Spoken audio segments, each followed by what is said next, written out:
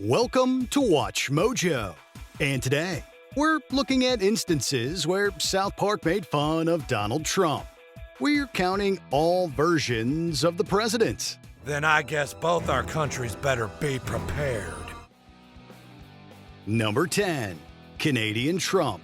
10 months before Trump accepted the Republican nomination in 2016, South Park pretty much mapped out his road to the White House. If certain people want to leave this country, then let them! When Butters befriends a family who immigrated from Canada, he learns why they had to leave their home country. Everything went south when a blowhard presidential candidate entered the mix. While people found his lewd comments funny, nobody took him seriously until it was too late. We weren't paying attention. We weren't paying attention! From the hair to the bad dancing, the president is essentially Trump with a floppier head. Not letting a wall get in the way, Garrison sneaks into Canada and strips the president of his powers. This is only the beginning. With a newfound fan base, Garrison seeks a presidential run in America, with history bound to repeat itself. I know what my true calling is, and I'm gonna keep this going all the way to Washington! Number 9. The next 3 years. Republicans wanted to win at any cost, but what happens when the party loses control of its leader? Mr. President, we have a problem. People are pretty upset. Mike Pence, Paul Ryan, and Mitch McConnell find out as they try to keep Garrison on a leash. Garrison asserts that he's the dominant one and everyone else is his submissive. For all the pain and suffering that Garrison causes the left, the right isn't much better off.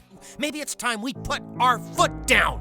Oh. Pence, Ryan, and McConnell find themselves in an abusive relationship. They assure the press that everything is fine. Although behind closed doors, the trio conspires to free themselves of their captor-in-chief.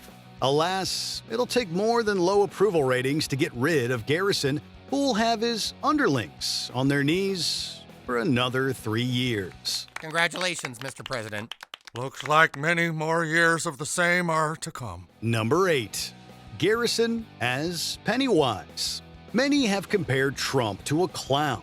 South Park took this literally about a year into his presidency. Still filling the Trump role, Garrison launches an attack on Toronto. We'll take the world together. We'll take them by the hand. With approval ratings reaching a new low and Canada seeking retribution, Garrison relocates to South Park. Armed with Make America Great Again balloons, Garrison stalks children like Pennywise in the woods. Hey! How are my approval ratings?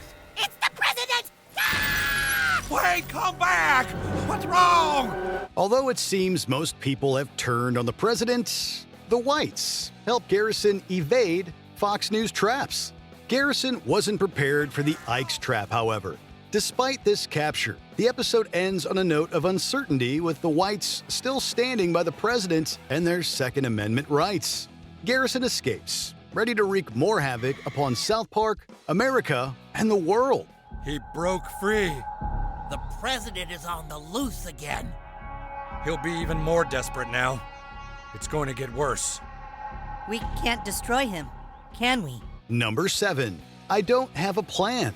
Matt Stone and Trey Parker weren't sure if they'd have to follow through with Garrison running for office. I think we're really gonna win this thing. Think about it. In a couple of months, I will be president of the United States. By September 2016, though, Trump wasn't just the Republican candidate. It seemed like he could actually win. With Garrison becoming a Trump surrogate and Caitlyn Jenner as a running mate, the two realize what a disaster it'd be if they won. Don't tell me you don't have a plan. What plan? I thought you had a plan. A panicked Garrison tries to throw the election, but Hillary Clinton doesn't make it easy. When telling people to vote for Clinton doesn't work, Garrison tries to alienate female voters by taking a page from Andrew Dice Clay's joke book and Trump's locker room talk. Garrison makes one last plea for the country to choose Clinton. Unfortunately, Americans stand by Garrison, and the force awakens.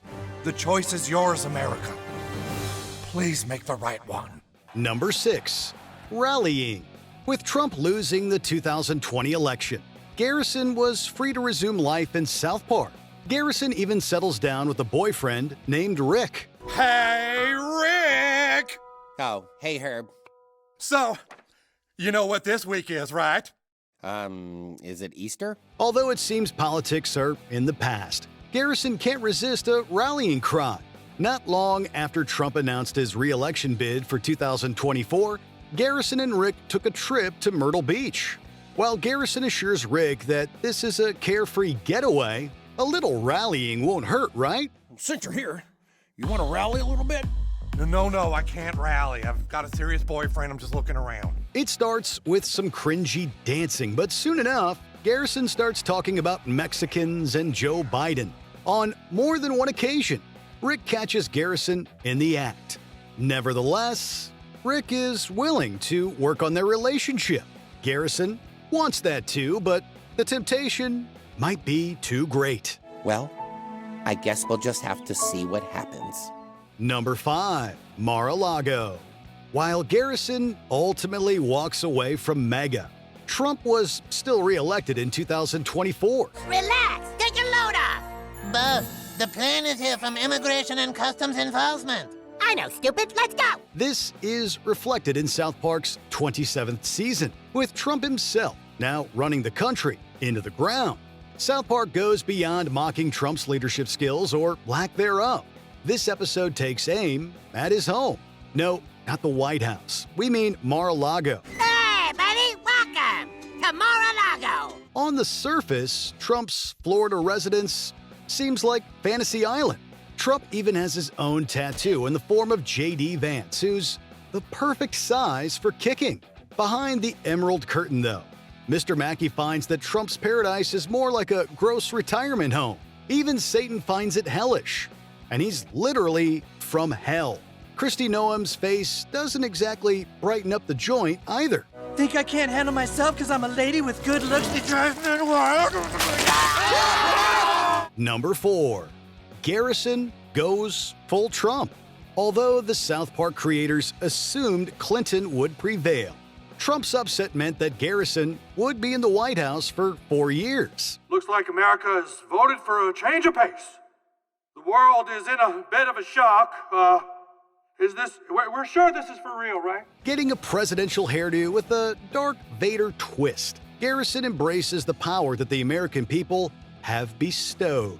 Garrison starts by rubbing the presidency in PC Principal's face. But now, I'm your president. While the abuse of office is undeniable, Garrison speaks one hard truth. By forcing political correctness down people's throats, the other side pushed back even further. In a sense, PC Principal created Garrison, who will now shove something else down his throat. Like it or not, Garrison is the president, and now all of his critics have to suck up. Otherwise, Garrison has the football and is eager to use it. And here, of course, is the famous football, where you can order a nuclear attack in 4 minutes. Love me some football. Number 3. Get out and vote. As the pandemic rages on, Stan reaches out to Garrison to help make a vaccine. And there's a facility outside of town that found the pangolin and are working on a vaccine. You might be able to stop the pandemic. Why would I do that? Garrison has no interest in stopping the spread, however. According to research, many of the people falling victim to COVID are Mexican, fulfilling Garrison's promise. If other people die in the process, that's their problem. Stan eventually breaks down, wishing everything would go back to normal. Saying I'm trying to help people to make myself feel better because the truth is, I just want to have fun again. I wanted to see that I could go out in the world and do things that I used to do, but I can't. I'm not any better, and I don't care any more than anyone else. And I did all this because I just want my life back. Even Cartman is inspired to set his agenda aside, returning the pangolin that might end the pandemic. Cartman shows a rare moment of humanity, but Garrison doesn't, burning the pangolin along with the scientist before reminding everyone to vote. Don't forget to get out and vote, everybody. Big election coming up. We're not sure if this counts as an endorsement for Joe Biden, although South Park makes it clear that the future is up to us. Number 2. Trump PSA. South Park practically dared the White House to sue with its season 27 premiere. Well, no, we're not going to give it a rest. All the people here in South Park want some goddamn answers. All right, then I'm gonna sue your whole town. You got that? $5 billion. It wouldn't be the first time that Trump sought legal action against a Paramount property. Just to get ahead of the curve, the episode culminates in Trump suing the mountain town. Gerald manages to reach a settlement, although this entails South Park having to produce a pro-Trump PSA. As part of the settlement, we also had to agree to doing pro-Trump messaging. How are we supposed to do pro-Trump messaging? We then cut to a live action sequence where a Trump lookalike starts stripping down in the desert. We can't show you everything since this is YouTube, but Trump is fully exposed. There was naturally pushback from the higher-ups who insisted that Trump's little buddy be censored. Instead, a compromise was reached by giving his tiny trousers snake eyes. How was that better? But his love for us is large. Before we continue, be sure to subscribe to our channel and ring the bell to get notified about our latest videos. You have the option to be notified for occasional videos or all of them. If you're on your phone, make sure you go into your settings and switch on notifications. Number 1. Donald Hussein Trump. South Park fans figured Garrison would head back to Washington with the 2024 election results. Oh, so you haven't been looting the country and ruling by fear like some Middle Eastern tin pot dictator? No, I've been sitting here watching White Lotus with Rick. Instead, Trump's second term brought back another character, kind of. Although Trump finally became president in the South Park canon, he sounds an awful lot like the show's version of Saddam Hussein. Saddam. It's not just the realistic talking head.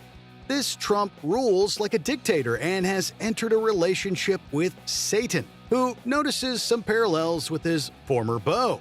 The difference is that Saddam actually knew how to satisfy Satan in bed. Trump lacks the equipment to do so. Don't tell Trump that, though, or else he'll sue. The episode supposedly had the real Trump seething. While others applauded Matt and Trey for having the guts, few others possess. Mr. President, a lot of your supporters are starting to turn against you. Hey, tell him to take a rest. What do you think South Park has in store for Trump next? Let us know in the comments. Kyle, I am the president. You're a little dipshit, President.